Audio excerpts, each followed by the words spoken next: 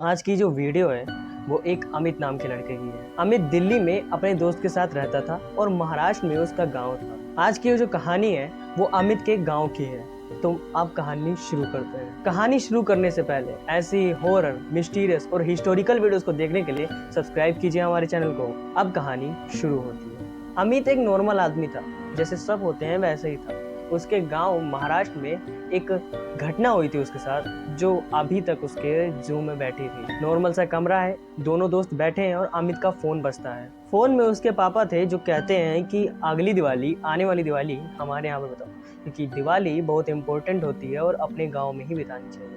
अमित कहता है ठीक है, लेकिन वो घटना मुझे अभी भी याद है और मुझे अभी भी उस बरगद के पेड़ से डर लगता है। उसके पापा कहते हैं कोई बात नहीं, अब ऐसा कुछ नहीं है, सब नॉर्मल हो गया है और सब कुछ चल रहा है, तो तुम आ सकते हो और अपनी जिंदगी बिता सकते हो। अमित हाँ तो कह देता है, लेकिन वो कहता है कि मैं 2 दिन ही रहूंगा, उसके बाद चला आऊंगा। जैसे सब नॉर्मल के माता पिता होते हैं, वो चाहते हैं कि उनका लड़का उनके साथ रहे, लेकिन अमित के साथ जो घटना हुई थी वो बहुत रूह कपा देने वाली बात थी। होता क्या है कि अमित जब छोटा था तो उसके 2 भाई थे। एक का नाम था करण और एक का नाम था वरुण। तो करण बहुत खेलता कूदता लड़का था, बहुत हंसमुख लड़का था, बिना किसी डर के आराम से खेलता कूदता रहता था। एक दिन क्या हुआ कि वो नहाने के लिए नहर के पास गए।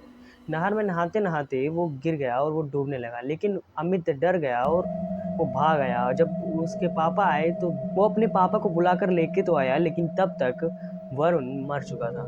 लेकिन जो उसके भाई ने लास्ट बात कही थी वो अभी भी भूल नहीं पाया है अमित। उसने कहा था कि मैं वापस आऊंगा और बदला लूंगा कि तुमने बचाया क्यों नहीं मुझे। अब प्रेजेंट टाइम में आते हैं। अमित कहता है कि मैं अपने दोस्त के साथ वहां पर जा तो सकता हूँ, लेकिन 2 दिनों के लिए। वो और उसका दोस्त बस पे बैठते हैं और निकलते हैं गांव के लिए।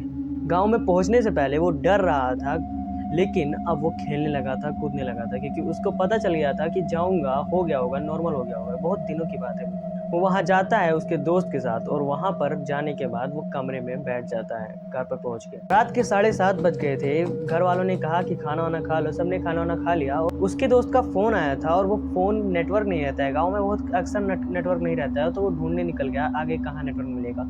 वो ऐसे ही चलते जा रहा था, चलते जा रहा था, एक जगह उसको नेटवर्क मिल गया और बात करने लगा। बात करते करते उसने ध्यान नहीं दिया और जब फोन कटा तो उसने ध्यान दिया कि वो बरगद के पेड़ के पास पहुंच गया है। तभी उसके पेट में दर्द होने लगता है और वो जाकर पेड़ के नीचे बैठ जाता है। वो सोचने लगता है कि मेरे साथ हो क्या रहा है। उसके कान में पीछे से कोई अमित आवाज करता है और जब वो पीछे देखता है तो वहां पर कोई नहीं होता है। तभी उसके सामने से एक लड़का, छोटा सा लड़का, जिसने तुरंत मुंडन कराया है ऐसा लगता है, और वो भागते हुए कहीं जा रहा होता है। सोचता है आधी रात में कौन लड़का ऐसे भाग रहा है। तभी पीछे से उसको कोई खींचता है और बहुत तेज उसको चोट लग जाती है, क्योंकि जब उसको कोई खींच रहा होता है तो वो जाकर पेड़ से लड़ जाता है। उसका पैर टूट गया था टकराने की वजह से। जब सबको बात पता चलती है तो वो और अमित तुरंत ही दिल्ली निकल जाता है। उनके माता पिता कहते हैं कि दिवाली तक रुक जाओ, लेकिन वो अब नहीं रुकता है। गाइस, हमें इस कहानी से सीख मिलती है कि हमारी जो इतिहास है, हमारा जो जिंदगी है, वो कभी भी बदल सकता है, इसलिए हमें सतर्क रहकर चलना चाहिए।